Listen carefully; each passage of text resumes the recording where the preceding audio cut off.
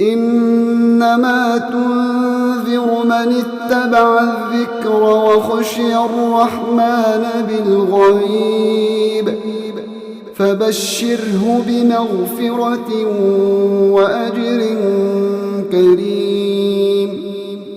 إنا نحن نحيي الموتى ونكتب ما قدموا وآثارهم وكل شيء أحصيناه في إمام مبين.